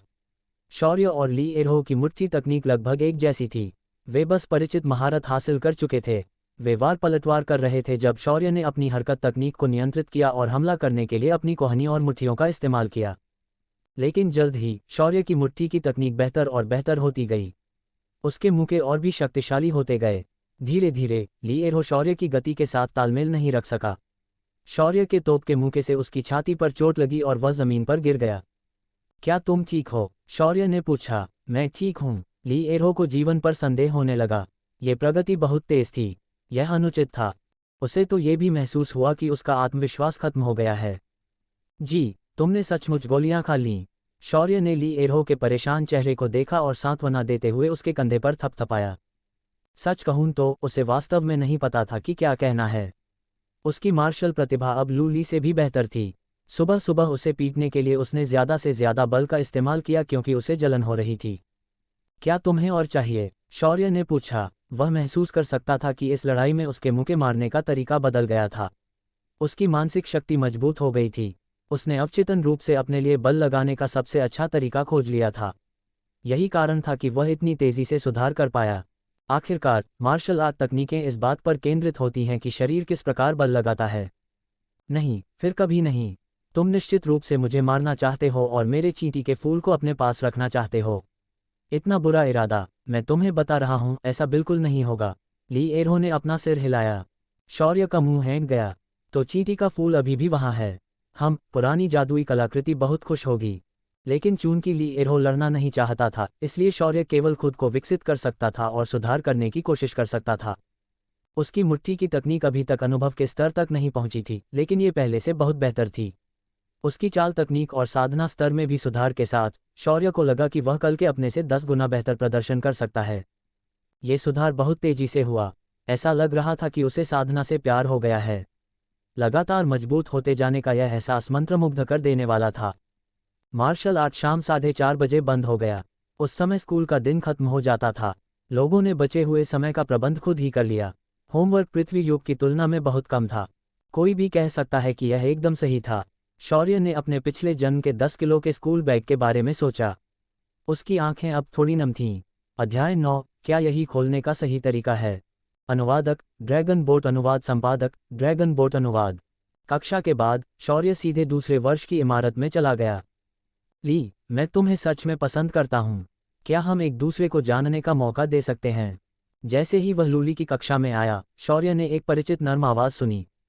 सुनहरे बालों वाला एक सुंदर युवक मुस्कुराते हुए कक्षा के दरवाजे पर खड़ा था। वह धीरे से बोल रहा था। जाहिर है वह शिक्षित था। इस व्यक्ति का नाम शेन फेयांग था। वह चांगयांग शहर के मेयर का बेटा था। वह लूली के समान वर्ष स्तर का था। यदि लूली स्कूल की महिला आदर्श थी तो शेन फेयांग स्कूल का पुरुष आदर्श था। उसका परिवार असाधारण था। वह सुंदर और सौम्य था। उसकी साधना प्रतिभा लूली से ज्यादा कमजोर नहीं थी। वह लेवल 7 का मार्शल आर्टिस्ट भी था। स्कूल के छात्रों की नज़र में वह और लूली एक दूसरे के लिए एकदम सही जोड़ी थे। शेन फेयांग को लूली से उसी दिन प्यार हो गया था जब वह स्कूल गया था। तब से वह 2 साल से उसका पीछा कर रहा था। उसने कभी भी उन लड़कियों की तरफ नहीं देखा जो उसे पसंद करती थीं। यहाँ तक कि शौर्य भी उसे पसंद करता था। वह बहुत अच्छा आदमी था। शौर्य उससे बस थोड़ा बेहतर था। लूली हमेशा की तरह धीरे से मुस्कुराई। माफ़ करना शेन फेयांग, मैं मिडिल स्कूल में कोई रिश्ता बनाने की योजना नहीं बना रही हूँ। आपको मुझ पर समय बर्बाद करने की ज़रूरत नहीं है। शेन फेयांग को लूली की अस्वीकृति की आदत हो चुकी थी और वह असहाय होकर मुस्कुराया। उसने उसे धीरे से देखा और कहा, मैं हार नहीं मानूंगा। अगर तुम मिडिल स्कूल के दौरान रिश्ता नहीं चाहती हो तो मैं तुम्हारे लिए यूनिवर्सिटी में आने तक इंतज़ार करूंगा। अगर तुम यूनिवर्सिटी में रहते हुए रिश्ता नहीं चाहती हो तो मैं जिंदगी भर तुम्हारा इंतज़ार करूंगा। अरे बाप रे! शेन फेयांग के हाव भाव देखकर आसपास खड़ी लड़कियां चीख उठीं। उनके चेहरे लाल हो गए थे। कौन जानता था कि वे अपने दिमाग में क्या सोच रही थीं। लूली मुस्कुराई और कुछ नहीं बोली। उसने पलटकर शौर्य को देखा। उसका मुंह हेंट गया। यह आदमी शो का मजा ले रहा था। उसने उसे इस स्थिति से बाहर निकलने में भी मदद नहीं की। शौर्य के पास जाते हुए उसकी मुस्कान और भी नर्म हो गई। भाई चलो। इस समय शेन फेयांग ने लूजी को देखा और असहाय होकर मुस्कुराया, भाई जी, ली को मनाने में मेरी मदद करो। मैं उसे खुशी देने का वादा करता हूँ। शौर्य चकित था, यह उसके पास क्यों लाया गया। शेन फेयांग की उम्मीद भरी आंखों को देखते हुए शौर्य मुस्कुराया, ली खुद ही फैसला कर सकती है। वह अब बड़ी हो गई है। अगर तुम सच में उसका पीछा करना चाहते हो तो खुद ही करो। वैसे वे सगे भाई बहन नहीं लग रहे थे। क्या उसे भी उसका पीछा करना चाहिए? खांसी एक ट्रांसमिग्रेटर के रूप में अगर उसे अभी भी लड़कियों का पीछा करने की ज़रूरत है तो वह उन सभी की आनबी का चेहरा खो देगा। उसे ऐसा नहीं सोचना चाहिए। उसके पास संत और राक्षस लड़कियां आ रही होंगी। देवी और अमर देवियां उसके साथ सोना चाहती होंगी। उसे लूली की ओर ठंडे अंदाज में देखना चाहिए और कहना चाहिए, बैठ जाओ, हटो। क्या यही सही तरीका है? शेन फेयांग ने अजीब तरह से मुस्कुराते हुए उसके सिर पर हाथ फेरा। भाई जी, तुम सही हो। मेरी तरफ देखो, मैं बहुत हताश हूँ। मैं कोशिश करता रहूँगा। मैं तुम लोगों को परेशान नहीं करूँगा। फिर वह शान से चला गया। शौर्य को शेन फेयांग को जाते हुए देखकर लूली मुस्कुराई, वह बहुत पहले चला गया है। अगर तुम उसे पसंद करते हो तो उसका पीछा करो। मेरा मानना है कि समलैंगिकों के लिए सच्चा प्यार होता है। शेन फेयांग एक अच्छा विकल्प हो सकता है। शौर्य का चेहरा हरा हो गया। उसने अजीब तरह से लूली को देखा और कहा, तुम गंदी सोच वाली लड़की हो। मुझे लगता है कि यह स्वाभाविक नहीं है। आखिरकार एक बार जब आप पुनर्जन्म लेते हैं तो आपको प्रतिपक्षी का सामना करना ही पड़ता है। उसका सामना ऐसे बेहतरीन व्यक्ति से क्यों हुआ? शेन फेयांग भी लगभग उतना ही बेहतरीन था। क्या स्वाभाविक नहीं है? लूली ने असमंजस में पूछा। कुछ नहीं, मैं सोच रहा हूं कि कोई तुम्हारे जैसे बुरे दिमाग वाले व्यक्ति को इतने लंबे समय तक कैसे पसंद कर सकता है। ये स्वाभाविक नहीं है। लूली मुस्कुराई और शौर्य को घूरने लगी। क्या होगा अगर हम अब से हर सुबह मुकाबला करें? नहीं तो मैं पिताजी से कह दूंगी कि आप मुझे 18 पोजीशन में रखना चाहते थे। प्रश्नवाचक चिन्ह प्रश्नवाचक चिन्ह प्रश्नवाचक चिन्ह। शौर्य ने धीरे से मुस्कुराते हुए लूली को देखा और उसका दिल ठंडा हो गया। उसने रूखे स्वर में कहा, तुम बहुत दुष्ट हो। लूली की मुस्कान अटल थी। भाई, तुमने ली को गलत समझा। ली भाई को सुधारने में मदद करने की कोशिश कर रहा है। ये तुम्हारे फायदे के लिए है। फिर वह जाने के लिए मुड़ी। चलो घर चलते हैं, आज भाई का जन्मदिन है। अपना चेहरा कड़वा मत बनाओ। उसके लंबे कद और लहराते लंबे काले बालों को देखकर शौर्य का मुंह हेंट गया। वह बेजान होकर उसके पीछे पीछे चला गया। अब वह लूली का मुकाबला नहीं कर सकता था। हर दिन ऐसे जीना असहनीय होगा। वह सचमुच एक यातनापूर्ण राक्षस है। ... जब वे घर पहुंचे तो लू वेन और फू शुया ने जन्मदिन का केक तैयार कर लिया था। जन्मदिन सादा था। 4 लोगों के परिवार ने इसे एक साथ मनाया। हालांकि शौर्य को अभी भी ये बहुत गर्मजोशी भरा लगा। इच्छा पूरी करने और मोमबत्ती बुझाने के बाद फू शुया ने शौर्य को एक सुंदर ढंग से लपेटा हुआ उपहार बॉक्स दिया और कहा, अच्छा बेटा, ये तुम्हारे पिताजी और मेरी तरफ से तुम्हारे लिए उपहार है। शौर्य मुस्कुराया और उसे ले लिया। उसने डिब्बा खोला। अंदर एक गहरे काले रंग की अंगूठी थी। अंगूठी पर कुछ अजीबोगरीब पैटर्न थे जो सुंदर लग रहे थे। यह स्टोरेज रिंग है। शौर्य की आंखें सिकुड़ गईं। पॉकेट डायमेंशन उपकरण बहुत महंगे थे। यहाँ तक कि उनके परिवार को भी ऐसी अंगूठी खरीदने के लिए बहुत सारा पैसा खर्च करना पड़ता। शौर्य ने मुस्कुराते हुए कहा, धन्यवाद आदरणीय माँ, मैं इसका अच्छा उपयोग करूँगा। हाँ, और पिताजी भी। लू वेन का चेहरा काला पड़ गया। पंख, क्या मैं सिर्फ 2 दर्जे का हूँ? फू शुया ने धीरे से मुस्कुराते हुए शौर्य के सिर को छुआ। उसकी आंखें थोड़ी उलझी हुई थीं। ये तुम्हारा वयस्कता का जन्मदिन है। अच्छा बेटा, तुम बड़े हो गए हो। एक माँ के रूप में फू शुया अपने बेटे को आखिरकार परिपक्व होते देखकर गर्वित और उलझन में थी। जल्द ही शौर्य का अपना परिवार होगा। वह उसे याद करेगी। वास्तव में जी और ली की शादी कर देना ही बेहतर है, फू शुया ने सोचा। ली बगल में खड़े होकर दृश्य को निहार रही थी। उसके पास कोई स्टोरेज रिंग नहीं थी, लेकिन चूंकि यह शौर्य का वयस्क जन्मदिन था इसलिए लूली को लगा कि यह उपहार सही रहेगा। लूजे, यह मेरा उपहार है। लूली ने देखा कि शौर्य ने ध्यान से अंगूठी पहनी और एक यूएसबी डिस्क फेंक दी। यह क्या है? शौर्य ने असमंजस में पूछा। नानफैंग ग्रह क्रूर जानवर गाइड। मैंने सुना है कि तुम्हारा ग्रेजुएशन नानफैंग ग्रह पर होगा। मुझे चिंता है कि तुम्हें खा लिया जाएगा, इसलिए मैंने तुम्हारे लिए कुछ जानकारी जुटाने के लिए दोस्तों से संपर्क किया। लूली मुस्कुराए। शेन फियांग। लूजी ने भौहें चढ़ा दी। एक लड़की। लूली ने लूजी पर नजर डाली। ओह! शौर्य ने सिर हिलाया और दहाड़ने से खुद को रोक नहीं सका। ऐसा दिखावा मत करो कि मुझे खा लिया जाएगा। तो फिर ये दिखावा करो कि तुम मर जाओगे। आखिरकार तुम्हारी शक्ति इतनी कमजोर है। लूली मुस्कुराए। उद्धरण चिन्ह उद्धरण चिन्ह। शौर्य ने यूएसबी ले लिया और लूली से बात करने की योजना नहीं बनाई, अन्यथा वह गुस्से से मर जाएगा।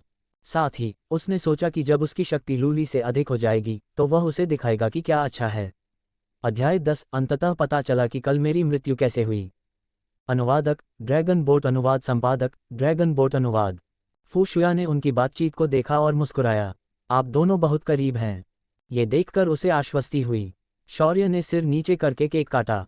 उसे लगा कि उसकी मां को उसके करीब होने के बारे में कुछ गलतफहमी हो गई है। केक स्पिरिट फलों से बनाया गया था। ये खेती के लिए फायदेमंद था। केक खाने के बाद शौर्य और लूली को खेती के लिए उनके कमरे में वापस भेज दिया गया। लूजे, खास तौर पर उसका ग्रेजुएशन ट्रायल लगभग आ गया था। लू वेन और फू शुया को उम्मीद थी कि उसे अच्छा परिणाम मिलेगा। ग्रेजुएशन ट्रायल में अंतिम परीक्षा से 1 महीने पहले संसाधन आवंटन की बात थी। आपको एक गारंटीकृत स्थान भी मिल सकता है।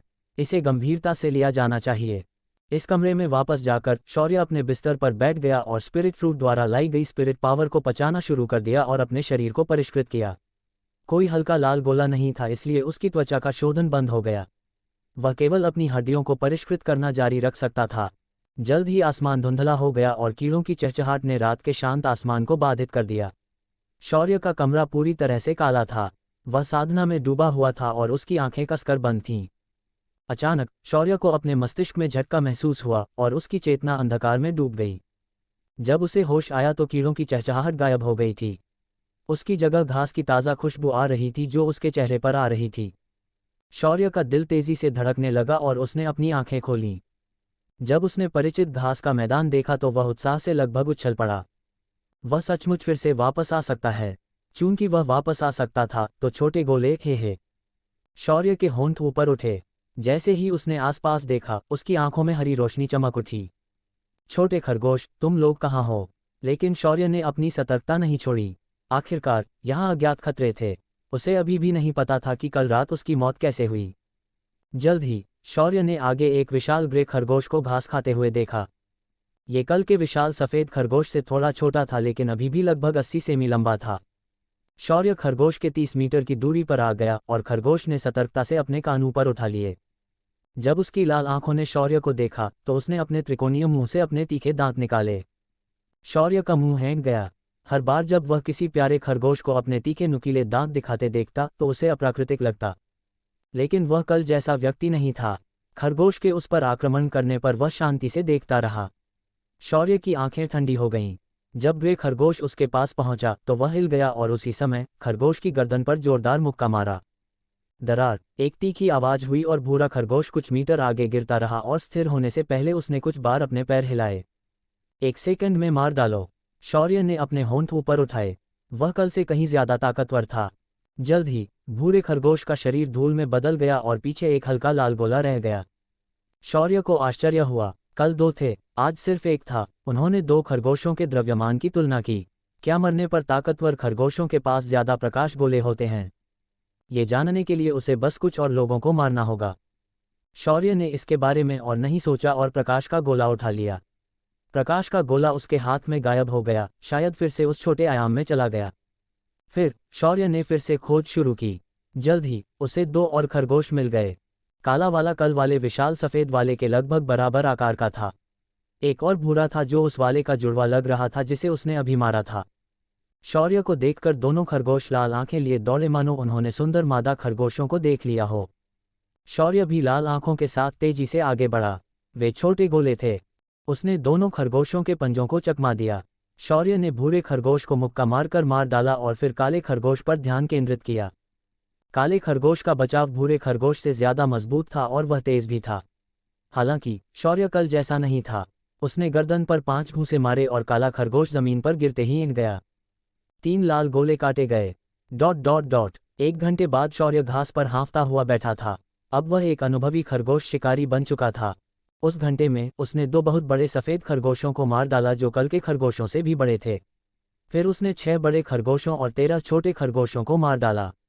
वह क्रूर और निर्दयी था, बहुत क्रूर। शुरुआत में मिले 3 ऑर्ब्स को मिलाकर उसने कुल 35 ऑर्ब्स एकत्र कर लिए।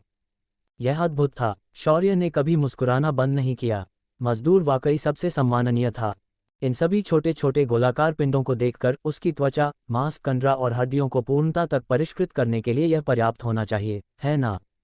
उस समय लूली, एक शरारती छोटी बहन, बड़ा भाई तुम्हें सबक सिखाएगा। इस समय शौर्य की मुस्कान फीकी पड़ गई। उसकी आंखें खुली हुई थीं और वह अविश्वास से 10 मीटर आगे घास को देख रहा था। उसके माथे पर पसीना आ रहा था। घास की ऊंचाई अलग अलग थी। कुछ घास तो उसके घुटनों तक ही थी, कुछ घास 2 मीटर से भी ज्यादा ऊंची थी। अगर शौर्य अंदर जाता तो गायब हो जाता। लगभग 1.6 मीटर ऊंची झाड़ी में घास के अंदर एक जोड़ी आंखें थीं। शौर्य को लगा कि उसकी आंखें धुंधली हो गई हैं। उसने पलकें झपकाईं, लेकिन पाया कि आंखें गायब हो गई हैं। फिर घास धीरे धीरे हिलती हुई दिखाई दी। जब वह घास के उस टुकड़े से बाहर निकला तो शौर्य को अंततः पता चला कि वह क्या था। यह एक विशाल हरा भेड़िया था जो 1.5 मीटर लंबा था। इसका फर शुद्ध हरा रंग का था जो घास के समान था। ये चिकना और पतला लग रहा था। ये निश्चित रूप से शीर्ष स्तर का फर था। स्पष्ट रूप से कोई हवा नहीं चल रही थी, लेकिन यह अभी भी डगमगा रहा था। उसकी आंखें भी हरी थीं, बस उसकी आंखों का सफ़ेद घेरा अलग रंग का था। शौर्य जमीन पर बैठ गया और उस विशाल भेड़िए को देखने लगा। भेड़िए ने भी शौर्य को देखा। उनकी आंखें मिली और वे दोनों चकित रह गए। ये वैज्ञानिक नहीं था, ये बाघ था, है न? इतना बड़ा भेड़िया कैसे हो सकता है? लेकिन इसका रंग सचमुच अच्छा था। भेड़िए की हरी आंखों से ठंडी रोशनी निकल रही थी। वह थोड़ा सावधान भी लग रहा था, जैसे उसने पहले कभी ऐसा जीव न देखा हो। कुछ क्षण बाद उसने अपना मुंह खोला और अपने ठंडे नुकीले दांत दिखाते हुए शौर्य पर दहाड़ने लगा। लूजे, वहां एक 1.5 मीटर लंबा विशालकाय भेड़िया दहाड़ रहा था। वह बहुत ही खूंखार लग रहा था। मुझे क्या करना चाहिए? क्या मुझे भी भौंकना चाहिए? क्या मुझे मृत होने का नाटक करना चाहिए? जब शौर्य इस बारे में सोच रहा था तभी विशाल भेड़िया अधीर हो गया। उसने एक अर्ध पारदर्शी ची ब्लेड जैसी चीज निकाली जो हवा में चीरती हुई चीखती हुई आवाजें निकाल रही थी। इससे पहले कि शौर्य कुछ प्रतिक्रिया कर पाता, उसने बेरहमी से उसकी छाती पर वार कर दिया। ऐसा लग रहा था जैसे उसकी पूरी छाती कागज की तरह चीर दी गई हो। इतनी अधिक मात्रा में खून निकला कि ऐसा लगा जैसे मानव फव्वारा निकल रहा हो। अंततः मुझे पता चल गया कि कल मेरी मृत्यु कैसे हुई। ये उनके अंतिम विचार थे, इससे पहले कि उनकी चेतना अंधकार में डूब जाए।